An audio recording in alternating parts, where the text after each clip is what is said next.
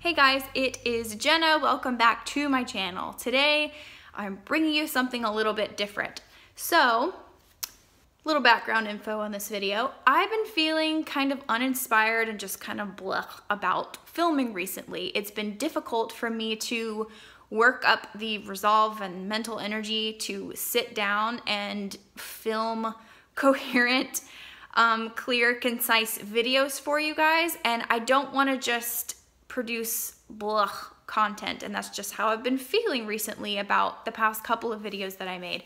I don't know if that's come across to you at all, hopefully not, but I decided I'm gonna do something a little bit different with my monthly wrap-ups, and that's what this is. So instead of doing one video at the end of every month trying to remember all of my thoughts about all of the books I read and try to make it clear and concise and understandable, I'm going to be doing like maybe bi-monthly check-ins to tell you what I've recently read, what I'm currently reading, if anything, and then what's kind of on my radar for what I want to read next. I think it's going to be more casual, easier for me to get through, and so I don't produce like 20-minute long videos at the end of the month because I personally like watching long videos. I do, but I know a lot of people don't, so I'm trying to kind of make my thoughts more clear and concise and more eloquent than me rambling on about a bunch of books at the end of the month, trying to remember my raw thoughts that I had whenever I finished each of them. So anyway, that's what this video is. I'm gonna share with you my recently read books and then what I'm currently reading, as well as what I want to get to possibly next. So what I recently read, I actually finished it last night and I really enjoyed it, and that is The Girl in the Tower by Katherine Arden. This is the second book in the Winter Night or Winter Witch series by Katherine Arden, and I really liked it. I gave this 4 stars. The first book is The Bear and the Nightingale, which I ended up giving 5 stars in January of last year. It made it onto my top books of 2017 video. Highly recommend it. It's kind of, this whole series is kind of a historical fantasy. So you get a lot of historical fiction because this is set in medieval Russia. But there's a lot of fantastical elements to it because Katherine Arden weaves in a lot of Russian folk tales / fairy tales.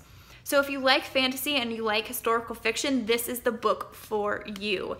And if you also like fantasy or historical fiction and are wanting to get into either genre, I still think this would be a great choice for you because it's not heavy on the fantasy elements, but it's also not too heavy and too dense on the historical elements either. So I think it's a unique series, and it's pretty quick to get through. They're not very long.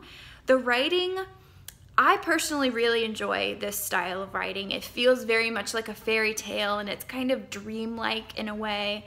And from what I've heard from most people, they like that style of writing too. However, I've heard some people say that they feel like the writing is sort of distant, and because of that, they were unable to connect to the characters as much as they would like. And I totally get that, and I understand that. And that's one of the reasons why I gave this book 4 stars instead of 5 like the first one, because in this one, I felt a little bit more distant from the characters than I did in the first one. Now, granted, I read The Bear and the Nightingale a year ago, so I can't exactly remember why I loved it so much, but I just remember loving it quite a bit more than this one. Now, that being said, I still really liked this, but besides the writing feeling a little bit distant, I also thought that we didn't get a lot of magical elements in this story. We did, but just not as much as the first one, and those are the parts that I really like. So this book focuses a little bit more on the historical aspects and the different kingdoms and rebellions and different battles that are happening all over to do with religion and politics and things like that, which was interesting, but the first one had a lot more magical elements to it, which made me like it a little bit more. So this one's still really good, still highly recommend. I just like the first one better so far. I'm really interested in reading the third book, The Winter of the Witch, which is going to be coming out in August of this year, I'm pretty sure. and that will be the third and final book in the trilogy, if I'm not mistaken. I don't think there's going to be any more books after that, but I'm really excited to see where it all goes. But that was the last book that I finished reading. I did pick up another book this morning, kind of on a whim. I was really kind of riding off that high of that really dark, wintry, cool atmosphere of The Girl in the Tower. So I picked up The Snow Child by Eowyn Ivey because, I mean, obviously this is very wintry. So I was in the mood after The Girl in the Tower to pick this book, but I also am wanting to hang on to the cooler days that we get down here in Florida for like the 2 or 3 weeks out of the whole year. And I think this book is going to help me like mentally hang on to those cool days, even though it already feels like summer outside.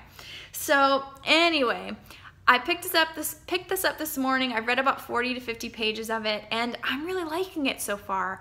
I think that it's going to pull me in, and I think I'm going to end up racing through this. Although I'm going to try not to do that because I feel like this is going to be one of those books that I'm going to want to savor.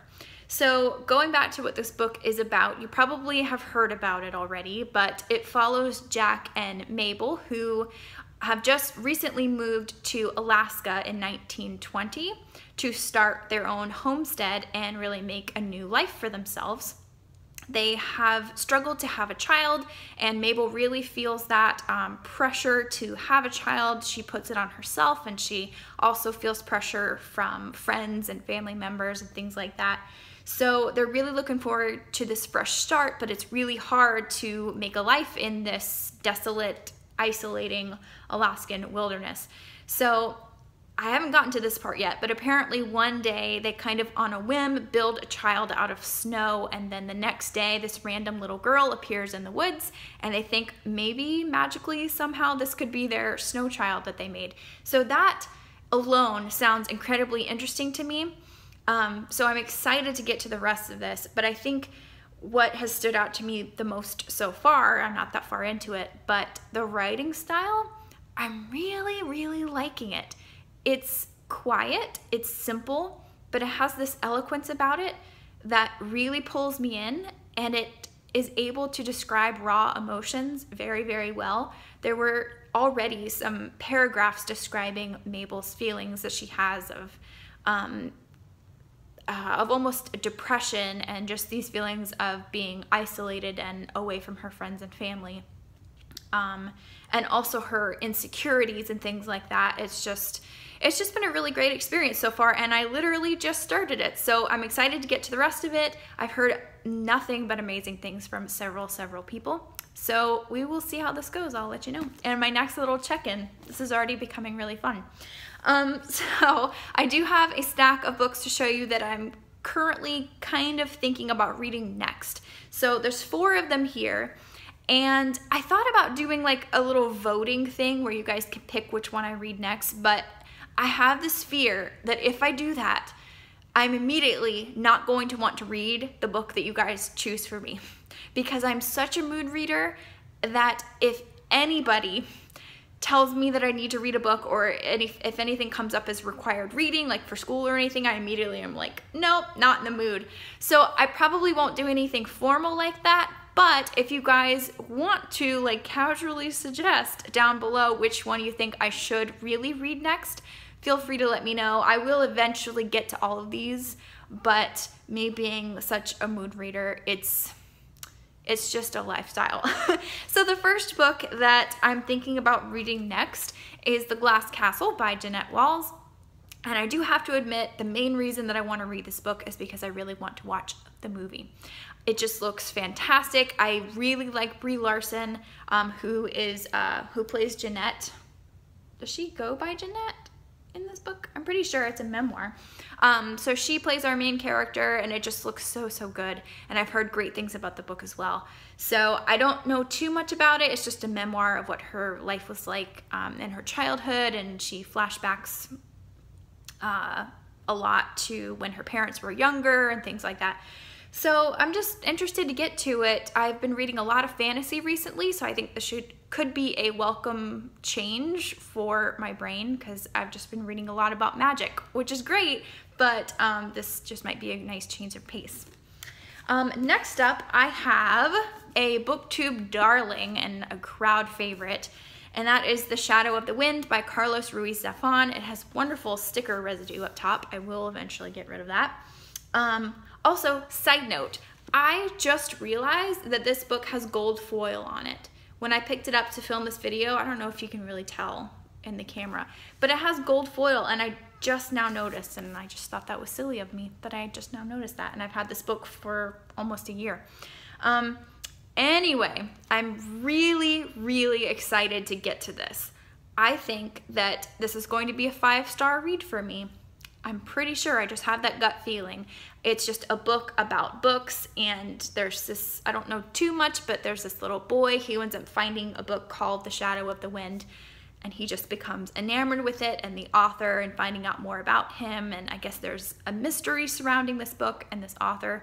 So I'm just excited to get to it. It just, everybody loves it, and I feel like I will too. Next up, I have a book that has been on my TBR for years, ever since I saw the movie way back in early high school, I think. So I've wanted to read this for a while, but I haven't had like a huge desire to get to it sooner rather than later, until I saw it in a donation pile at work, and it was really good condition, so I picked it up, and then I heard April from Getting Hooked With It absolutely rave about this book in one of her recent videos. So I figured, why not bump it up on my list, and that is Memoirs of a Geisha by Arthur Golden. And like I said, I saw the movie a long time ago, and I remember absolutely adoring it. So we follow a young girl, I'm not sure what her name is, it doesn't say on the back, but we follow a young girl who becomes a geisha, and it just follows her journey, and we learn how she becomes a geisha and who she meets and where she ends up, and I just remember absolutely adoring the movie. So I'm excited to get to the book, and I just have a feeling that I'm really gonna like this one too, especially after hearing April's thoughts. And then the final book that I'm thinking about reading next, I have had this checked out from my library for a long time, and I've picked it up and put it down several times already. So I don't think I'm gonna give up on it forever. I know I will eventually read this, especially because it just made the BookTube SFF Awards shortlist for Best Fantasy Novel. I'm pretty sure it was Best Fantasy Novel.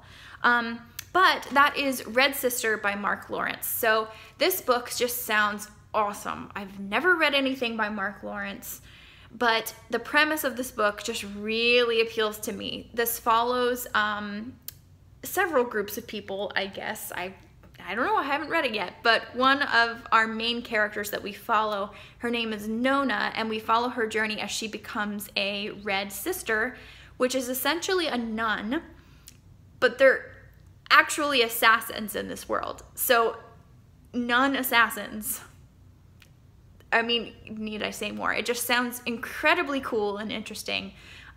So I think I will eventually get to this. I just don't know if it's gonna be very soon, but I mean, like I said, let me know down below if you think I should get to it. If you've read it, let me know your thoughts. Yeah, and then the second book, Gray Sister, is coming out sometime this year. I think it's in May, maybe. So yeah, thinking about getting to that. Those are my thoughts on what I've recently read, what I'm currently reading, what I might read next. Like I said, let me know down below which one of these you really think I should get to next. And also let me know what you think of this new style of kind of like a monthly, bi-monthly check-in. I don't know how often I'll do it. I think it would be really nice to do this every Sunday and then post it by Sunday evening so you can kind of see my reading from the previous week. Maybe I'll do it in a vlog style, because vlogs are super fun for me to film and I love watching them too.